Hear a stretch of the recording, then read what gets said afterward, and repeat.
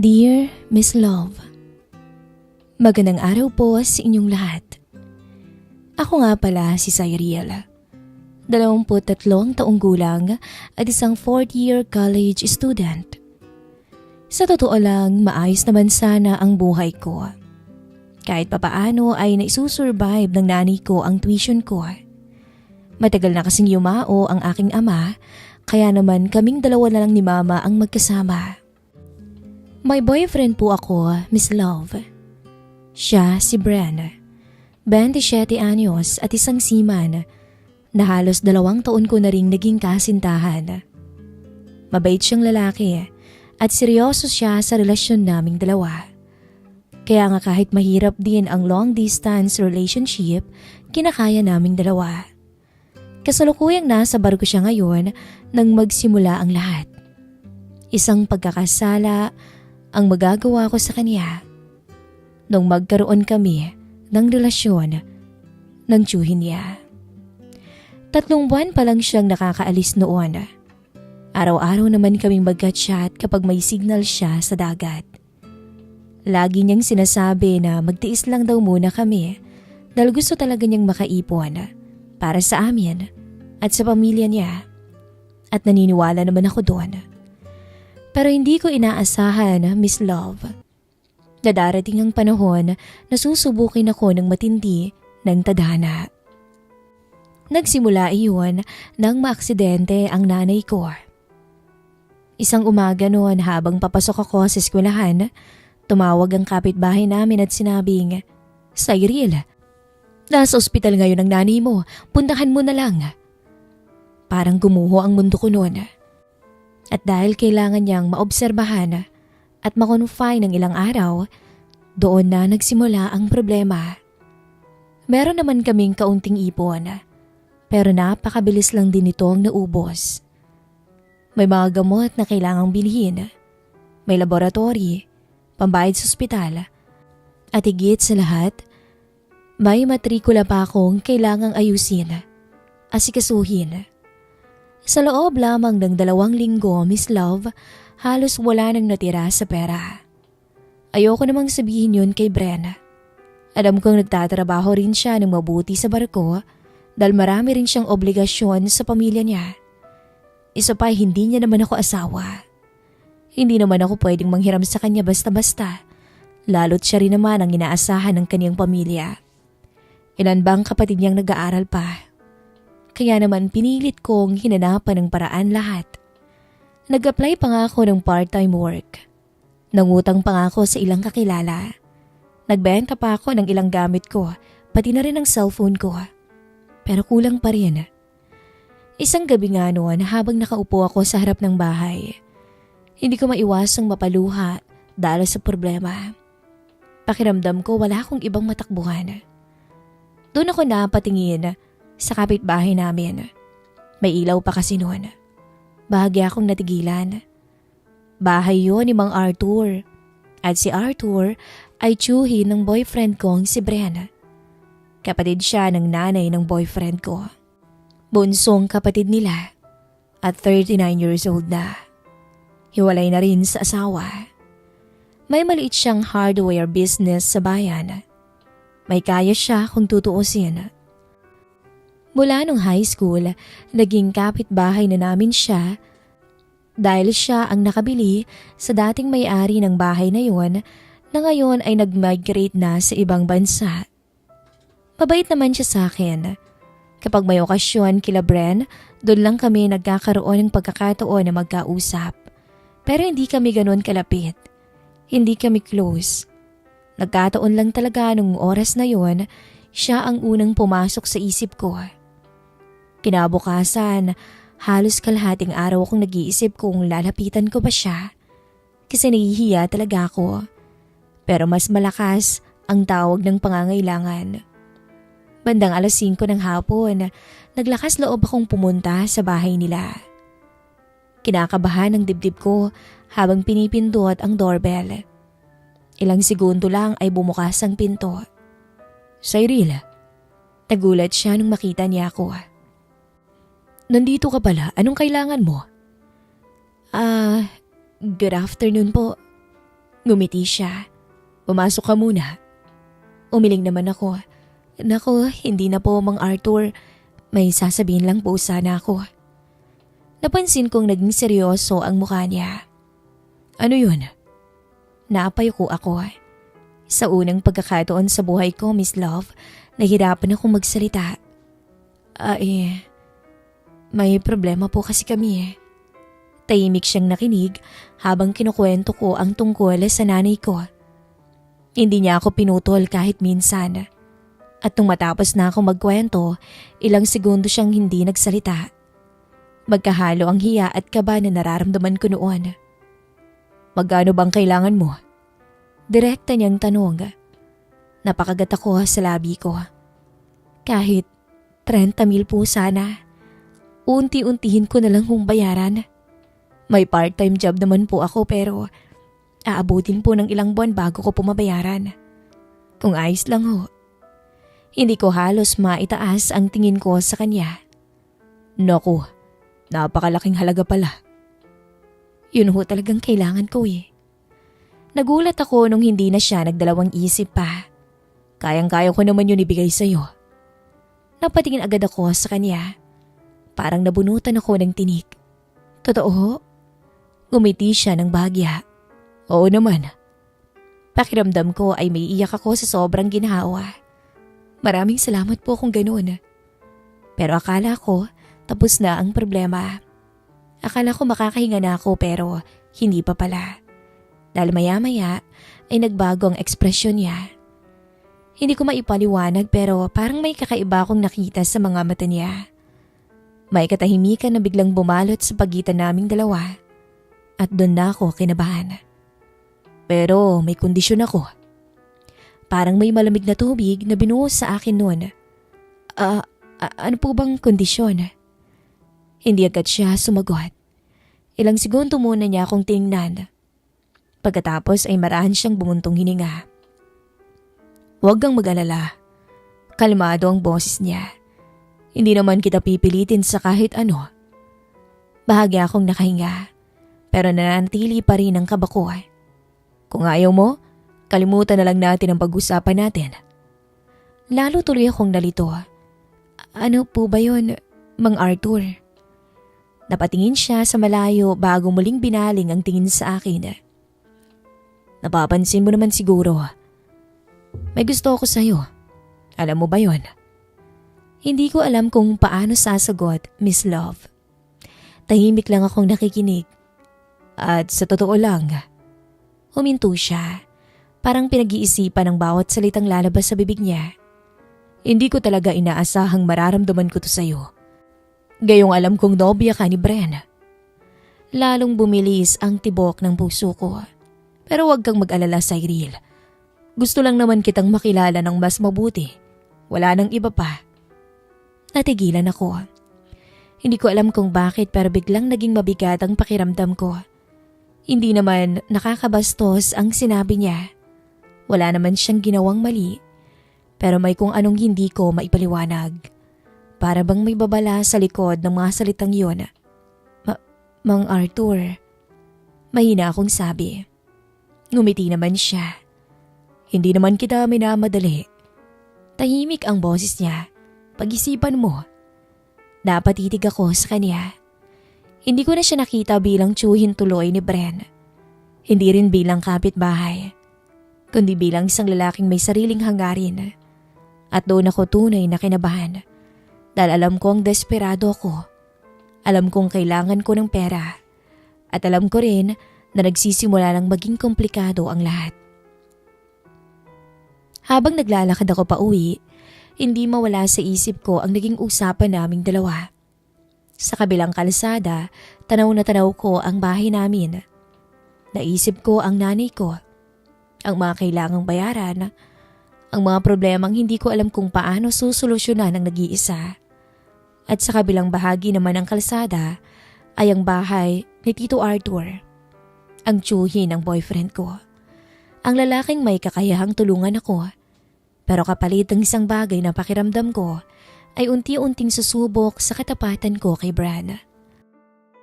At habang lumulubog ang araw sa likod ng mga bahay sa aming barangay, Hindi ko maiwasang itanong sa sarili ko. Hanggang saan kaya ako dadalhin ng desperasyon kong ito? Buong gabi akong hindi nakatulog matapos ang pag-uusap namin ni Arthur. Paulit-ulit na tumatakbo sa isip ko ang sinabi niya. Hindi naman siya nanghingi ng kung anumang mali. Hindi rin naman siya nagbanta. Pero ramdam ko ang kapalit ng pagtulong niya. At iyon ang mas lalong nagpapagulo sa isip ko. Kinabukasan, mas lalo pang dumami ang problema. Kinausap ako ng ospital tungkol sa ilang bayarin na kailangan ng asikasuhin. May mga gamot din kailangang bilhin agad para kay mama. Habang nakikinig ako sa sinasabi ng nurse, pakiramdam ko ay unti-unting sumisikip ang dibdib ko. Pagkababa ko ng tawag, napaupo na lang ako sa sala. Wala na talaga akong ibang malapitan. Bandang tanghali, nag-message si Bren. "Kumusta ka na, babe?" Napangiti ako ng bahagya. Sa lahat ng nangyayari, siya pa rin ang nagbibigay sa akin ng lakas. "Okay lang, ikaw?" "Pagod pero kaya pa. Miss na kita." Napahigpit ang hawak ko sa cellphone ko. Miss na miss ko na rin siya. Kung nandito lang sana siya, baka hindi ko kailangang humarap sa ganitong sitwasyon. Makalipas ang ilang minutong pag-uusap, muntik ko nang sabihin ang lahat ng problema ko. Muntik ko nang ikuwento ang lahat, pero pinigilan ko ang sarili ko. Ayoko mag-alala siya habang nasa gitna ng trabaho at ayoko rin namang may masabi ang mga magulang niya sa akin. "Okay na ba si tita?" Nagsinungaling ako. Oo, okay naman na." Mabilis siyang naniwala. At lalo kong nakaramdam ng konsensya. Pagsapit ng hapon, nagpa siya akong bumalik sa bahay ni Mang Arthur. Hindi dahil gusto ko, kundi dahil may kailangan ako. Nadatnan ko siyang nagdidilig ng mga halaman sa harapan ng bahay niya. Nang makita niya ako, agad siyang ngumiti. "Alam kong babalik ka." Hindi ko alam kung bakit pero parang lalo kong nailang. "Pwede po ba tayong mag-usap?" Tumango siya. Maya-maya ay nasa terrace na kami. "Anong desisyon mo?" tanong niya. "Kailangan ko po talaga ng tulong." Hindi siya agad nagsalita. Parang hinihintay niya ang susunod kong sasabihin. "Kaya tatanggapin ko po yung kondisyon niyo." Tumango siya. "Okay, sige." Nagulat ako. Parang napakadali lang nang naging sagot niya. "Ganun lang po?" Ngumiti siya. "Ano bang inaasahan mo? Huwag kang mag-alala, Cyril. Wala naman akong gagawing masama sa'yo. Hindi naman ako ganun." Hindi ako nakasagot.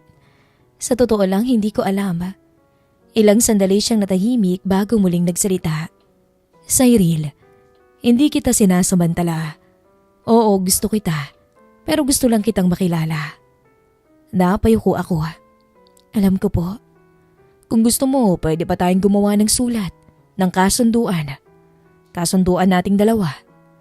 Napatingin ako sa kanya. "Seryoso po?" "Oo naman." Sa unang pagkakataon mula nang magsimula ang lahat, bagya akong nakahinga. Siguro mali lang ang iniisip ko sa kanya. Siguro mabait talaga siya. Ngunit bago tuluyang mawala ang pag-aalinlangan ko, muli siyang nagsalita. "Pero may hihilingin pa rin ako." Nanigas na naman ang katawan ko. "Ano po yun?" Ngumiti siya ng marahan. "Samahan mo naman ako magkape paminsan-minsan." Natigilan ako. "Yun lang po." Parang nabasa niyang nasa isip ko. "Nakakatawa ba?" Opo, medyo." Tulad ng sinabi ko, matagal na akong nag-iisa sa Cyril. Napatingin siya sa malayo. Masarap din paminsan-minsan na may nakakausap. Hindi ko alam kung ano ang dapat kong maramdaman. Wala naman talagang masama sa hinihingi niya. Pero hindi niya hihilingin yung bagay na iyon kung hindi talaga siya interesado sa akin. Pagkatapos ng usapan namin, Miss Love, binigay niya ang perang kailangan ko. Halos manginig ang kamay ko habang tinatanggap yun. Pakiramdam ko ay nabawasan ng napakalaking pasanin sa balikat ko. Salamat po talaga, Mang Arthur. Walang anuman ni Cyril.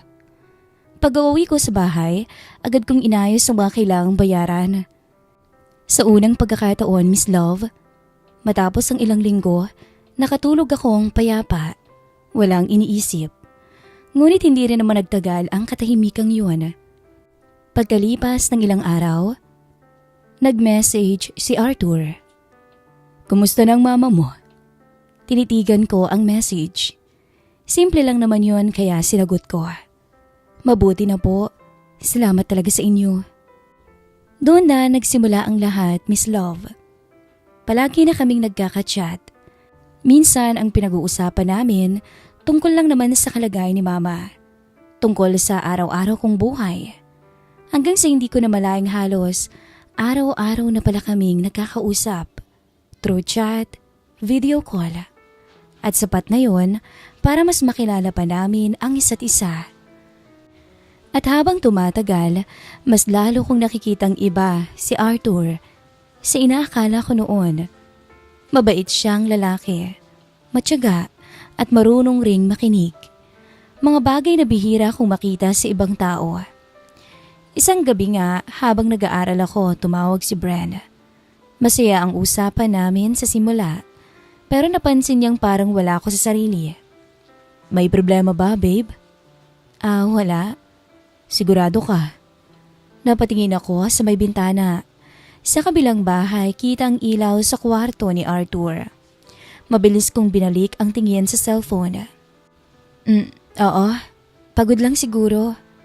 Tahimik si Bren sa kabilang linya. Pagkatapos ay nagsalita siya. Konting tiis na lang, babe.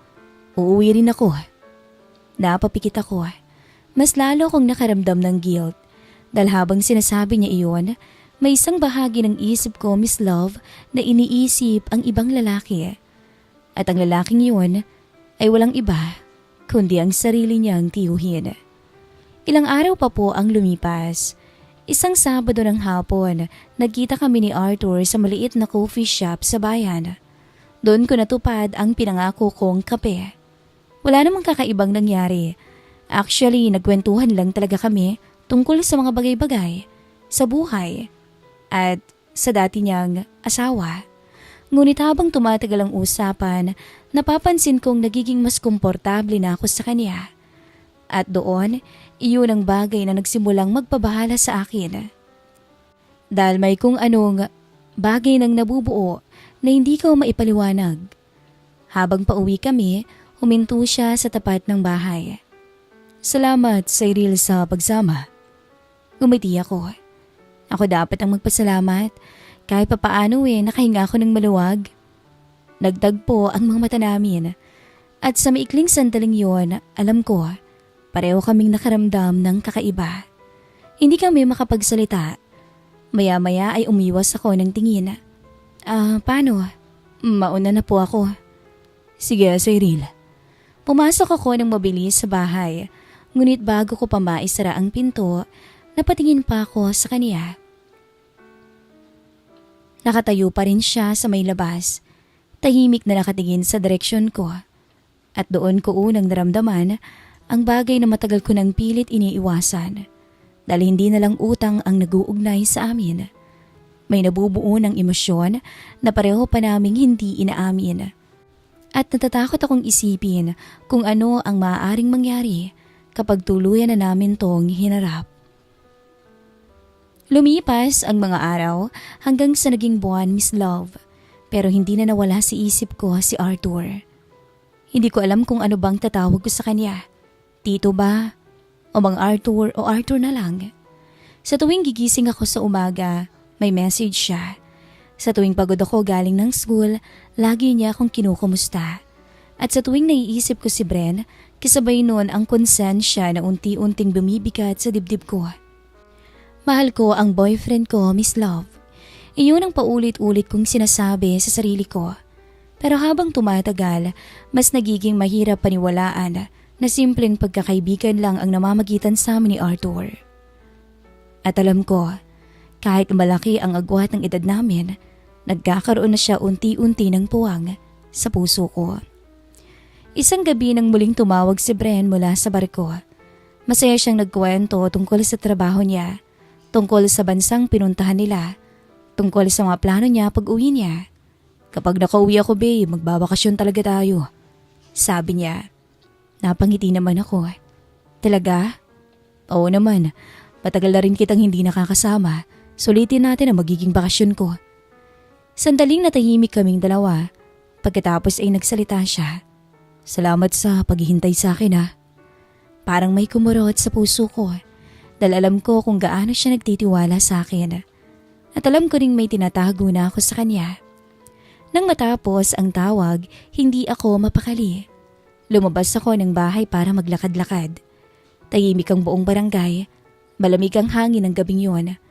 At habang naglalakad, hindi ko na malayang napadpad ako sa tapat ng bahay ni Arthur.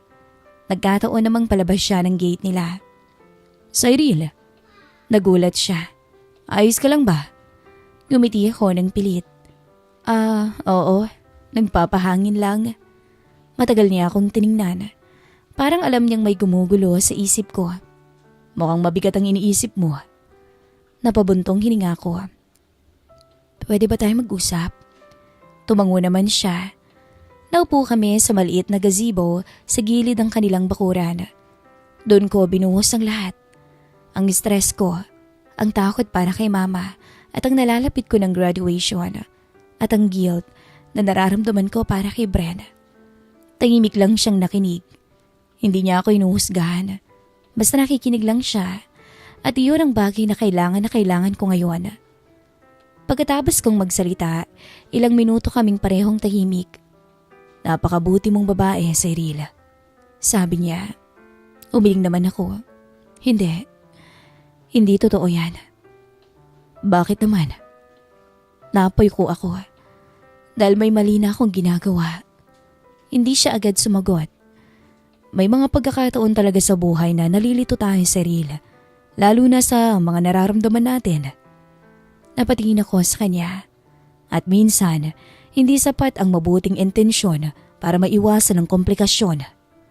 Mas lalo kong natahimik dahil alam kong pareho naming naiintindihan ang ibig niyang sabihin. Hindi na namin kailangang banggitin pa ang pangalan ni Bren. Pareho naming alam kung bakit nagiging mahirap ang sitwasyon. Lumipas ang ilang linggo, mas naging madalas ang pagkikita namin. Minsan pagkatapos ng klase, minsan kapag may kailangan akong bilhin sa bayan, at minsan simpleng pag-uusap lang sa harap ng bahay. Unti-unti naging bahagi siya ng pang-araw-araw ko. Hanggang dumating ang isang hapon. Kakalabas ko lang noon mula sa eskwelahan nang biglang bumuhos ang ulan. Sakto namang nasa bayan ako dahil may plano akong bilhin gamit. Napilitan akong sumilong sa covered area ng hardware ni Arthur. Nakita kong nandun siya. Pagkakita niya sa akin, agad siyang tumayo. Cyril, gumiti ako. Nabasa ka na yata. Kaunti lang. Inabutan niya pa ako ng pamunas. Magkakasakit ka niyan. Hindi ko alam kung bakit pero kinilig ako ng mga oras na yon. At parang may mabigat na katahimikan sa pagitan namin. Cyril, napatingin ako sa kanya. May sasabihin sana ako. Biglang bumilis ang tibok ng puso ko. Ano yun? Alam kong mali ang ginagawa ko. Natahimik ako, pero mahirap pigilan ang puso. Parang huminto ang oras, at sa mga sumunod niyang salita, tuluyan ang nagbago ang lahat. Mahalaga ka sa akin, Cyril. At hindi ko alam kung bakit sa dami ng babae. Ikaw pa, nakasintahan ni Bren ang nagustuhan ng puso ko. Napoy ko ako dahil kahit hindi niya sabihin, matagal ko nang nararamdaman yun. At mas nakakatakot o mas natatakot akong aminin na parang ganun na rin ang nararamdaman ko. Arthur, may hina akong sabi. Alam kong girlfriend ka ni Bren. Masakit marinig ang pangalan nito ng mga sandaling yon. At alam kong hindi dapat. Tahimik siyang ngumiti. Pero hindi ko rin kayang magkunwari. Ramdam ko ang panginginig ng mga kamay ko, hindi dahil sa takot, kundi dahil alam kong nasarap ko ang isang desisyong maaaring magbago ng maraming bagay. Pagkaraan ng ilang sandali, tumayo ako. Aalis na sana ako. Akala ko kaya ko nang tapusin ang lahat. Pero hindi. Sa halip humarap ako sa kanya. At naging tapat ako. Sa totoo lang, natatakot ako. Bakit naman? Dahil hindi na kita nakikita bilang tiyuhin ni Bren. Nakita kong medyo nagulat siya. At pagkatapos ay bumuntong hininga. Mula noon, Miss Love, mas naging mas malapit pa kami sa isa't isa. Mas bukas. Ngunit kasabay ng paglalapit namin ay ang pagbigat naman ng konsensya ko. Dahil bawat ngiti na binibigay ko kay Arthur, pakiramdam ko ay katumbas yun ang pagtataksil ko kay Bren. At alam kong hindi maaaring manatiling lihim habang buhay ang ganitong sitwasyon. Habang pauwi ako ng gabing yun, malinaw sa akin ang isang bagay. Hindi na lang to simpleng pagkakautang. Hindi na lang simpleng pagkakaibigan. May damdamin ng namamagitan. At kung hindi ako mag-iingat, darating ang araw na may masasaktan. At baka ang taong yun ay ang lalaking matagal nang nagtitiwala sa akin mula sa kabilang panig ng dagat. Lumipas pa ang mga buwan habang nasa barko si Bren, lalong lumalim ang pagitan namin ni Arthur. Araw-araw na siyang parte ng buhay ko. Sa umaga may message siya. Sa gabi magkatawagan kaming dalawa. Magka-video call. At sa pagitan nun, palagi lang siyang nandyan kapag kailangan ko. Hanggang sa hindi ko na rin namalayan na mas madalas ko na siyang hinahanap kaysa sa boyfriend ko. Si Bren, ganun pa rin naman. Nangungumusta, nangungulila sa akin. Pero habang tumatagal, parang mas lalo nang lumalabo ang emosyon kong nararamdaman sa kanya. Hanggang sa dumating na nga ang araw ng graduation ko. Pinaghirapan ko lahat ng taon na yon. At sa araw na yon, Miss Love, si Arthur ang unang hinanap ng mga mata ko sa crowd. At nakita ko siya doon, nakangiti at para bang proud na proud sa akin. Pagkatapos ng ceremony, lumapit siya. "Congratulations," sabi niya. "Salamat," sagot ko naman. Simple lang yun, pero pareho naming alam kung gaano kabigat ang lahat ng pinagsamahan namin bago umabot doon. Nang gabing yun, dapat masaya. Masaya si Bren na tumawag pa sa akin mula sa barko. Ngunit sa puso ko may kulang na. Pagkatapos ng selebrasyon, nagkita kami ni Arthur sa labas. Hanggang sa hindi na namin napigilan ang sarili namin, Miss Love. At tong gabing yun, naglapit kami. Dumiretso kami sa bahay niya. At doon ko unang nabigay ang sarili ko sa kanya, Miss Love. Opo, may nangyari na sa aming dalawa. At naging saksi doon ang bawat sulok ng bahay ni Arthur. Hindi ko makakalimutan ang gabing yun. At doon, nangyari ang pilit naming iniiwasan. Hindi kami bumalik sa dati pagkatapos noon. Mas naging totoo kami sa lahat. Mas naging malalim pa ang koneksyon namin. At naging kami na rin. Habang si Bren ay patuloy na nagtitiwala at nangangarap para sa amin. Lumipas pang linggo, isang gabi noon, magkasama kami ni Arthur sa kwarto niya. Tahimik kaming dalawa hanggang sa bigla kong napatigil. Doon ko kasi naramdaman ang bigat ng lahat. Tumingin ako sa kanya at mahina kong sinabi na, "Arthur." "Bakit, Cyril?" tanong niya. Huminga ako ng malalim. Anong gagawin ko? Natahimik siya. At ako, tuloy ang pagpatak ng luha sa mga mata ko. Pakiramdam ko, mas mahalaga ka na sa akin kaysa kay Bren. Pakiramdam ko, ikaw na ang mahal ko, hindi na si Bren. Anong gagawin ko? Naiiyak kong sabi. Tahimik ang buong paligid ng mga oras na yon. Wala siyang naging sagot. Hanggang sa maya-maya ay tumingin siya sa akin at tumitig sa aking mga mata. At doon ko rin nakita na pareho naming alam ang totoo. Pero pareho rin kaming hindi alam kung paano haharapin ang lahat. Kaya heto ko ngayon, Miss Love. Naghahanap ng sagot, nanghihingi ng payo. Sino bang pipiliin ko? Si Arthur o si Bren? Sana'y mabigyan niyo ako ng payo. Hanggang dito na lamang po ang kwento ng aking buhay, Miss Love. Nagmamahal, Cyril.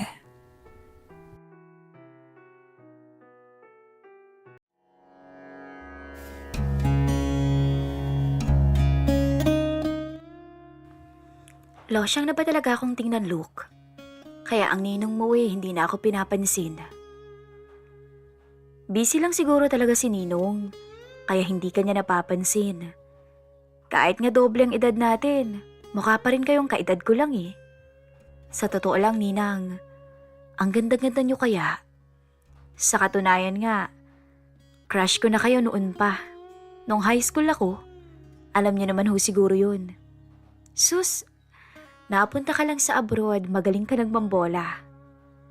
Hindi naman kita binobola, Ninang eh. Nagsasabi naman ako ng totoo. Kung nalulungkot ka at kailangan mo ng kausap, nandito lang ako. Dadamayan kita. Pwede mo akong maging sandalan, lalo't laging wala ang asawa ninyo. Ang pag-aasawa o ang kasal ay isang sagrado. Nagpakasal kayo dahil mahal niyo ang isa't isa.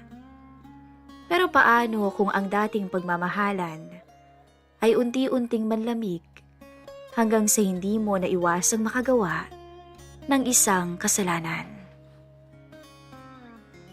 Isang kasalanan na hindi mo alam kung pagsisisihan mo ba o hindi. Dahil sa kasalanan na iyon, ay naging masaya kang muli. Pero kailan ba kasi natawag na tama ang mali? At kailan magiging tama sa mata ng lahat ang isang bawal na relasyon? Alam kong nagkasala ako, Miss Love. Hindi lang po isang beses, kundi maraming beses. Masisisi mo ba ako? Gayong siya ang pumuno sa pagkukulang ng asawa ko. Pero lahat ay may hangganan, Miss Love. Dahil nagising din ako sa katotohanang mali na ginawa kong kalaguyo ang inaanak ko, ang anak ng matalik ko pong kaibigan. Ito po ang aking kwento. Kwento ng isang asawang nanglilimos ng pagmamahal at aruga sa kanyang asawa, hanggang sa makagawa ng isang bawal na relasyon sa piling ng inaanak. Isang mapagpalang araw po sa inyong lahat. Sumulat po ako sa inyo ngayon hindi bilang si Katie, na asawa ng isang arkitekto at ina ng aming nag-iisang anak, kundi bilang isang babaeng nalilito at nakokonsensya sa lahat ng aking ginawa at naging maling desisyon sa buhay.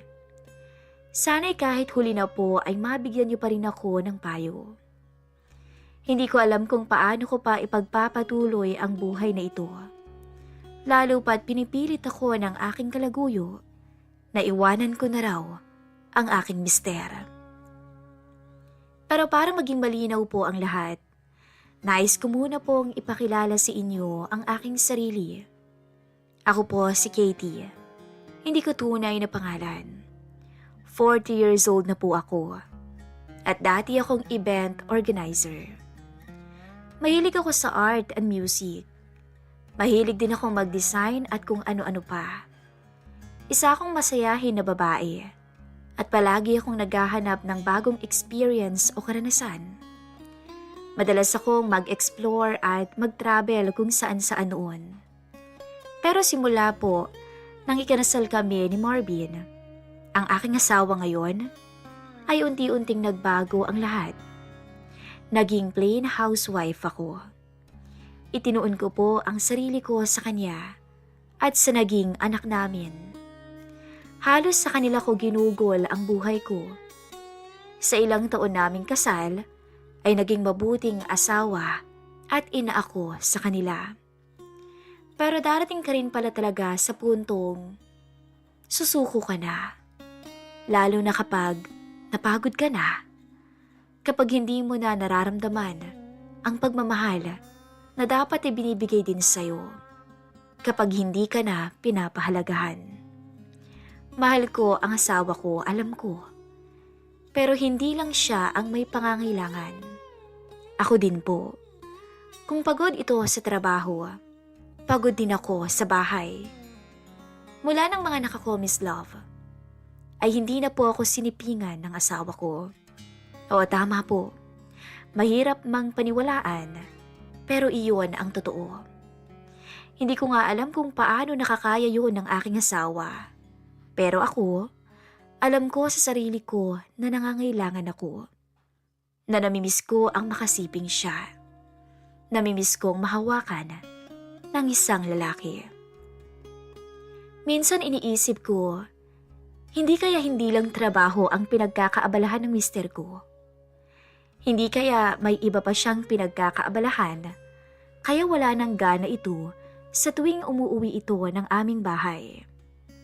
Ayoko lamang siyang kumprontahin dahil magiging away iyon sa pagitan naming dalawa. At iyon po ang iniiwasan ko. Si Marvin ay 46 years old na po. Isang mabait at disenteng tao na ang trabaho ang buhay niya. Sa umpisa, sobrang hinahangaan ko siya. Manghang-mangha ako sa sipag at talino niya.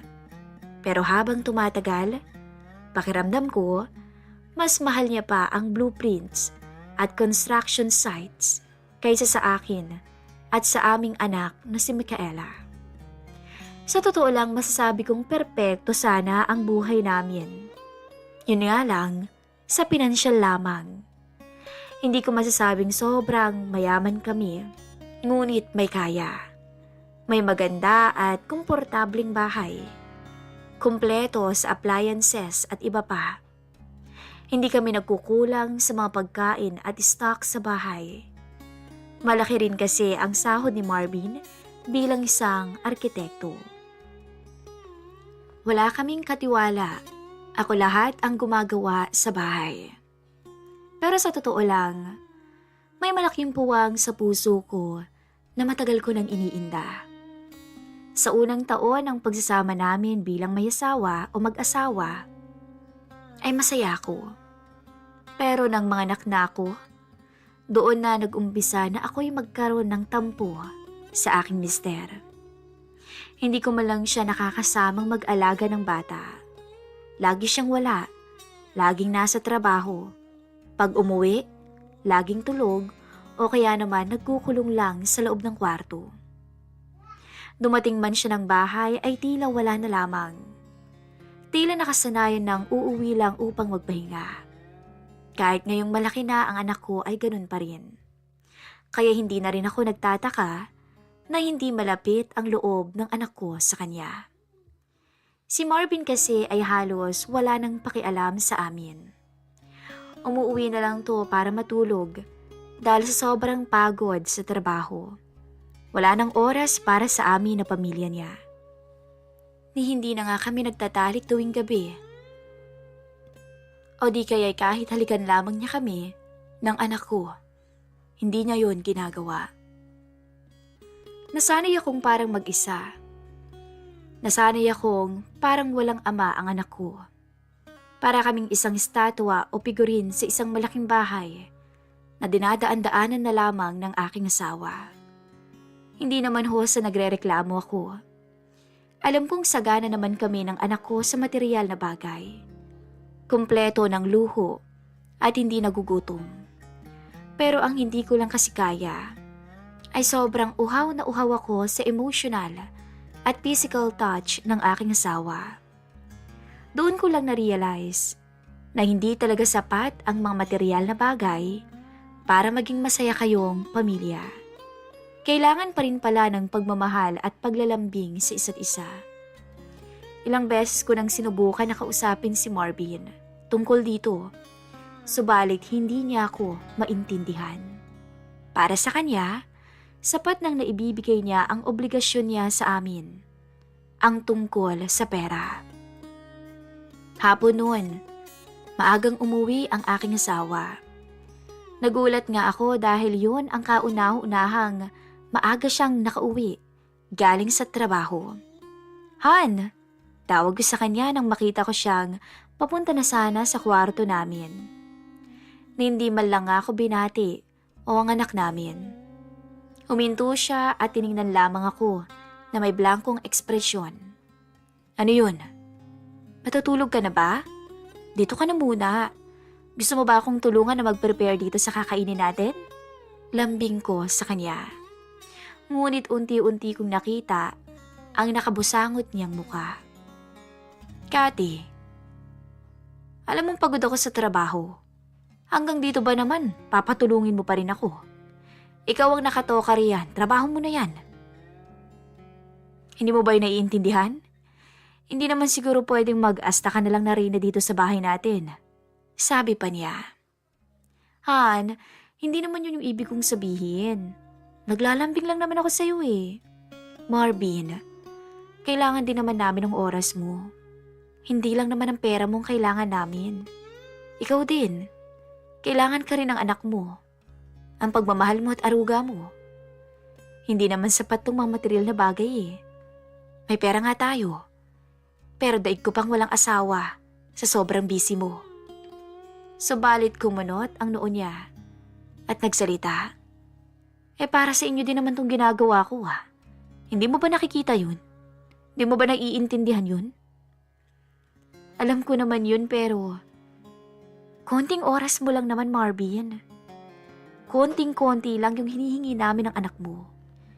Hindi mo din ba naiintindihan yun? Sagot ko.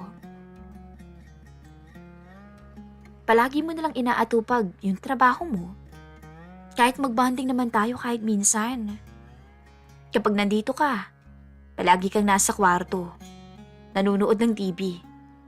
Kahit weekend, asa trabaho ka pa rin. Naiiyak ko nang sabi sa kanya, ngunit umiling lamang si Marvin. At bago naglakad, ay nagpahabol pa ito ng salita. Tama na nga yan, pwede ba? Nag-iinarte ka na naman. Alam mo namang pagod ako, di ba? Gisingin mo na lang ako mamaya kapag okay ng lahat. Doon ko naramdaman ang matinding hinagpis at kalungkutan. Hanggang sa unti-unti ay nasanay na rin ako. Simula noon ay umiwas na lang din ako sa kanya. Hinayaan ko na lamang siya. Samantalang ako, inasikaso ko na lang ang bahay at itinuon ang pansin sa anak naming si Micaela. Hanggang sa dumating nga po si Luke, ang anak ng kumari kong si Joanne. Sa abroad na sila nakatira. Ilang taon din kaming hindi nito nagkita. Huling kita ko sa kanya ay 16 anyos pa lamang ito. 23 years old na ngayon si Luke. Maaga kasing nagkaanak ang kumari kong si Joanne. Wala pa yata siyang 18 nung ipagbuntis niyang binata. Nabalitaan ko na umuwi ito galing abroad para magbakasyon. Nagulat nga ako nang bigla siyang dumalaw sa bahay. Naalala ko pa, noon pa man isa ko sa mga taong nakita ko kung paano pinalaki ni Joanne ang pasaway niyang anak na si Luke. Naroon nga ako nang pinanganak niya to at sobrang cute talaga. Ako ang naging ninang niya. Ngunit nung makita ko si Luke ngayon, ay nag-iba talaga siya. Hindi na siya yung batang pasaway at uhugin pa noon. Lalaking lalaki na. Moreno ito, patangkad, at guwapo ang muka. Magandang katawan. Papasang Piolo Pascual ang datingan. Hindi naman sa nagka-interes ako sa kanya. Sadya lang sigurong nakuha nito ang atensyon ko. Unang kita namin ay niyakap niya ako ng mahigpit. Ang sabi niya, miss na miss niya raw ako. Binigyan pa nga niya ako ng pasalubong.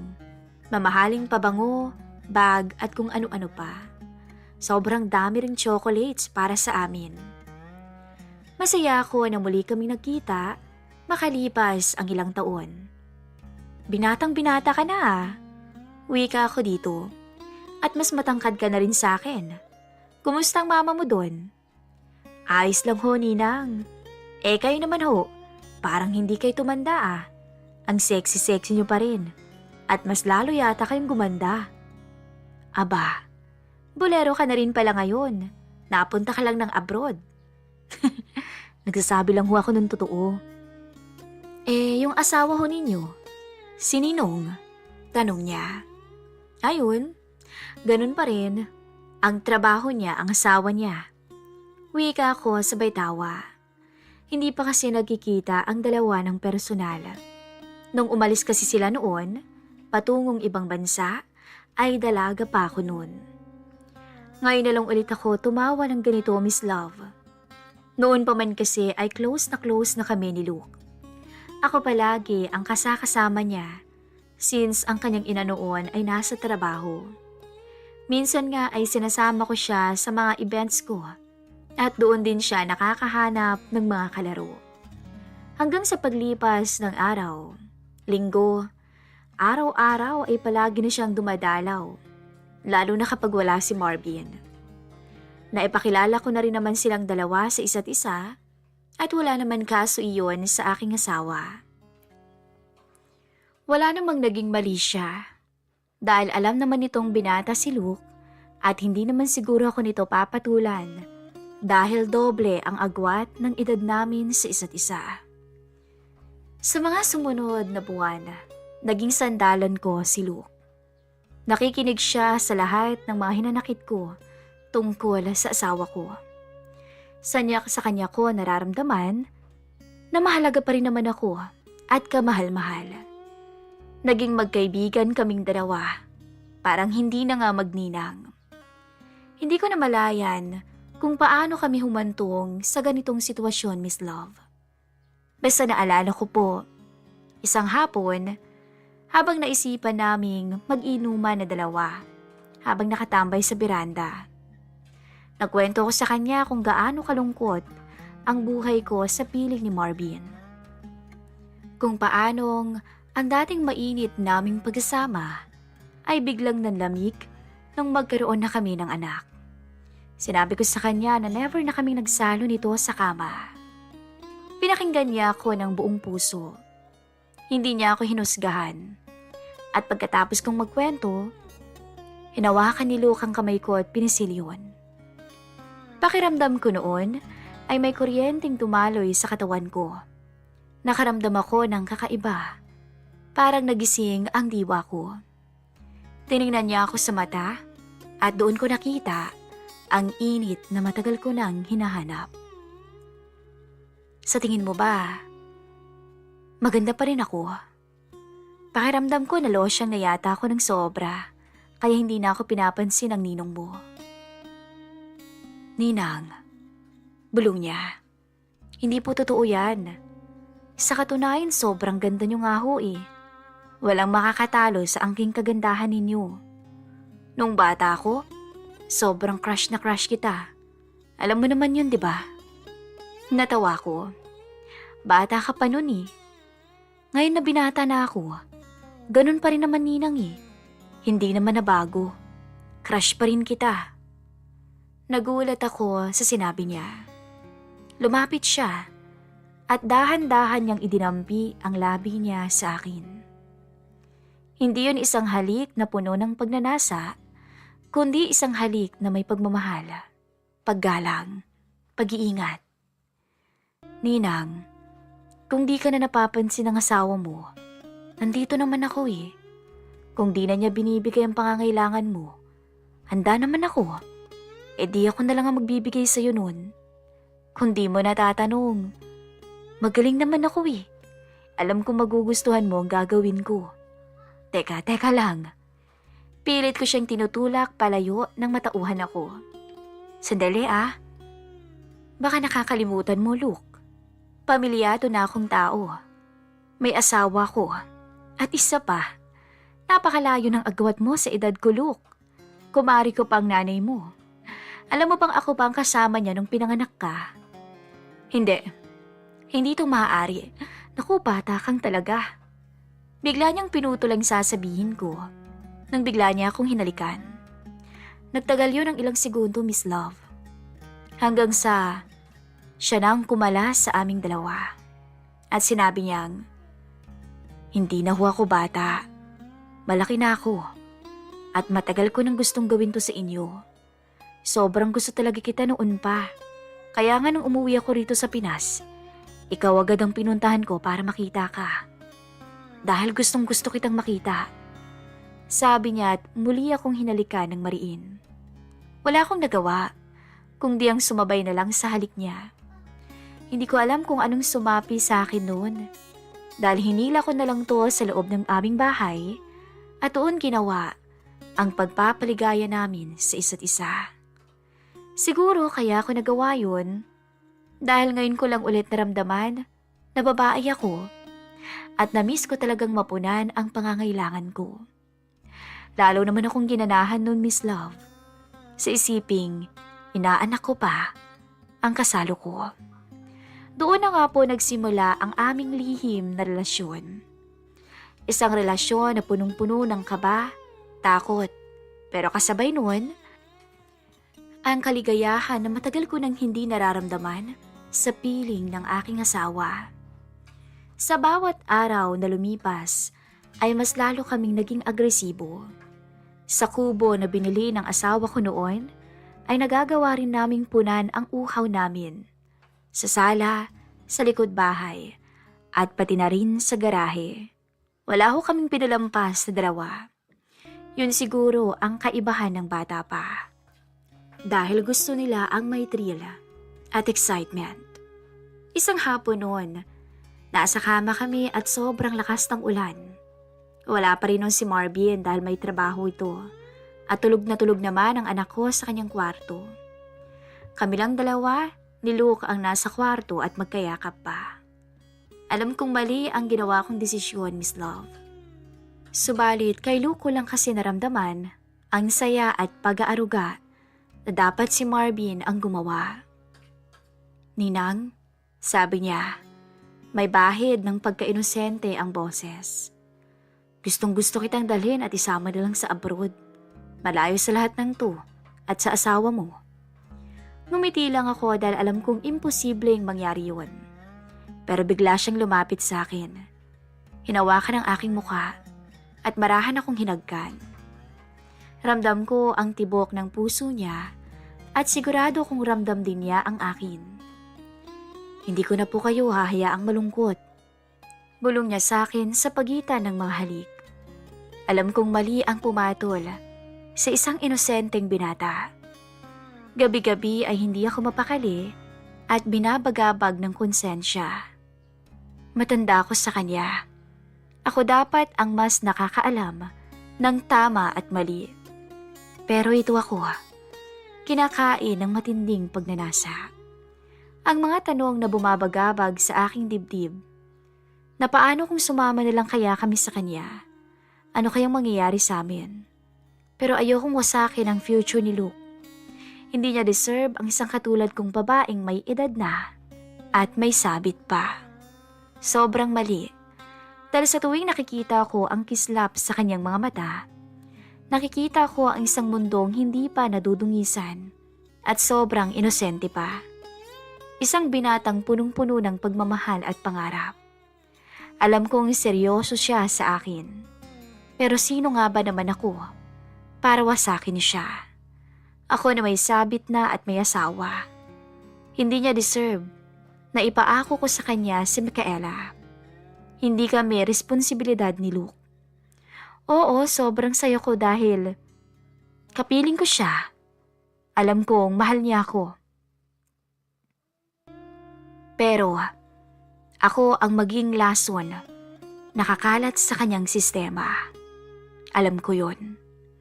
Alam kong mapapahiya siya sa lahat ng tao at magiging katawa-tawa dahil pumatuloy siya sa tulad ko. Kaya paano ko ipagpapatuloy ang isang bagay na sa simula pa lang ay alam kong mag-iiwan lamang ng pighati, lalo na kay Luke, na walang ibang inalay kundi ang kanyang buong pusong pagtitiwala. Mas worst pa, ayaw na nitong bumalik sa abroad. Gusto na nitong manatili rito sa Pinas para ipagpatuloy ang aming relasyon. At kung pwedeng araw ay sumama na kami sa kanya roon at iwanan ko na lang ang aking asawa. Anong gagawin ko? Mahal ko si Marvin. Mahalaga siya sa akin bilang ama ng anak ko at bilang asawa ko. Pero mahal ko rin ho si Luke. Sa kanya ko nakikita ang sarili kong muling nabuhay at lumiwanag sa saya. Ilang araw ko ring pinag-isipan ang desisyon ko. Ngunit nung tatanggapin ko na sana ang alok niya, hindi ko alam kung bakit bigla kong naisipang tingnan ang social media account niya. Roon ko nalaman na meron pala siyang naiwan na nobya sa abroad. Sa puntong yun, Miss Love, nanginig talaga ako at nanlamig. Hindi ko na malaya na tumulo ang aking luha. Sobrang tanga ko pala. At nalaman ko rin sa kanyang ina na may nobya nga talaga siya sa ibang bansa. At matagal na silang magkasintahan. Sobrang tanga ko pala. Bakit nga ba hindi ko kaagad naisip na maaaring may kasintahan na siya? Bakit nga ba hindi ako nagtanong? Nagpaloko ako sa isang binatang katulad ni Luke. Hindi ko tuloy alam ang gagawin ko. Naiyak ako dahil nasaktan ako. Ang mali talaga, kailanman ay hindi magiging tama. Deserve ko siguro ang nangyari. Sana'y hindi ko nalang pinatulan si Luke. Sana'y pinilit ko nalang ayusin ang aking pamilya. E di sana'y hindi ako masasaktan ng ganito. Ito na ba ang karma ko? Doon na ako nimasmasan at namulat sa katotohanan na marahil ginamit lang ako ni Luke para magkaroon ng aliw dito sa Pinas. Naalala ko na sinabi nitong umuwi ito para magbakasyon dito. So ako ba ang ginawa nitong bakasyunan? Hanggang sa dumating nga po ang araw kung saan babalik na si Luke. Dumaan siya sa bahay at kinuusap ako. Ayaw mo ba talagang sumama sa akin? Magpapakalayo-layo tayo. Bubuhayin ko kayong dalawa. Sabi ni Luke, ngunit tahimik lang ako. Hinawakan niyang balikat ko. Kinintila ng halik, ngunit umiwas ako. Alam kong balak na naman ito na paligayahin ko siya bago siya umalis. Ngunit ako na ang titigil ng kahibangang ito. Nagulat pa siya nang marinig ang sinabi ko. Nginitian ko lamang siya ng mapait at nagpatuloy. Ano? Nagulat ka, no? Hindi ba't ginamit mo lang ako para lumigaya ka? Ginamit mo ang kahinaan ko para i-fulfill yung pagnanasa mo. Ngayon na nakuha mo ng gusto mo. Sige na, hindi ako magagalit sa'yo. Umalis ka na at huwag mo na akong guluhin pa.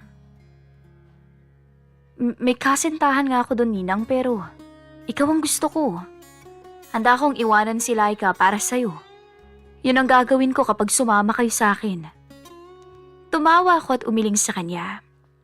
Pinakita ko na kayang-kaya ko na wala siya. May asawa ko, Luke. At doon ko na lamang ibubuhos ang atensyon ko sa kanya. Kahit na isang hangin na lang ang turing niya sa amin ng anak ko. Mali kung ano man ang namagitan sa atin. Mali na pumatol ako sa iyo. Mali ang ginawa mo, nalokohin ang kasintahan mo. Natauhan na ako. Bata ka pa. Mas bagay sa iyo ang kaedad mo lang. Kapag nalaman to ng nanay mo, ano na lang ang sasabihin niya sa akin? Na sinira ko ang buhay mo at nilandi kita. Umalis ka na, Luke. At huwag mo na kaming guluhin pa. Malamig kong sabi sa kanya at hindi na siya pinansin pa.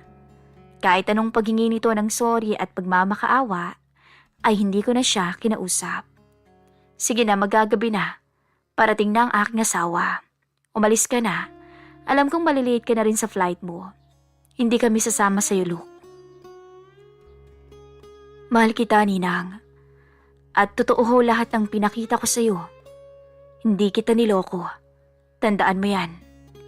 Iyan ang huling sinabi niya bago siya umalis. Wala akong nagawa noon kundi ang tingnan na lang ang likod niyang papalayo.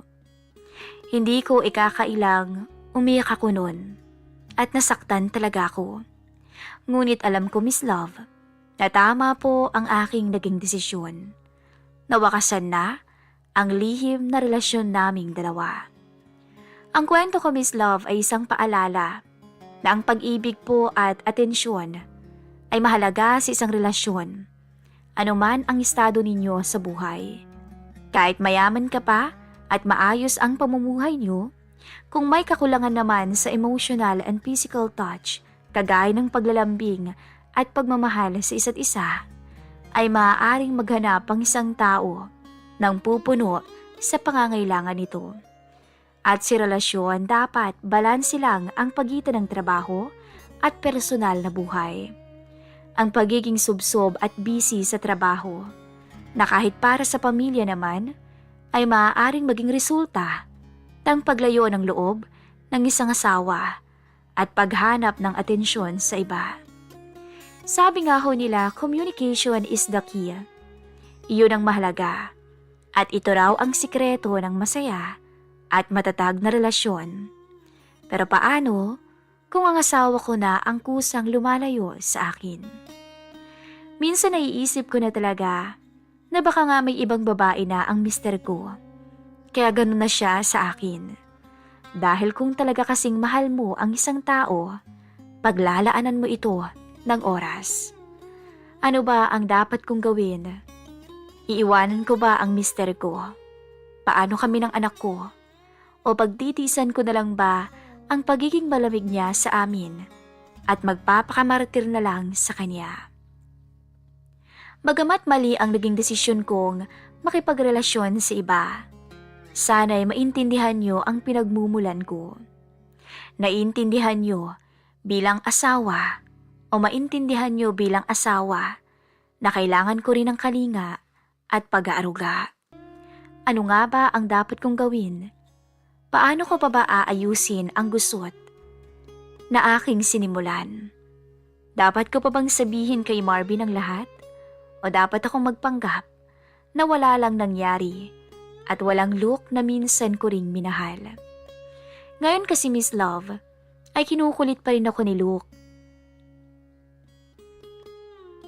Hiniwalayan na daw niya ang kanyang nobya dahil ako raw ang pinili niya. Yun daw ang patunay na mahal niya ako at seryoso siya sa akin. Hindi ko alam kung anong magiging desisyon ko.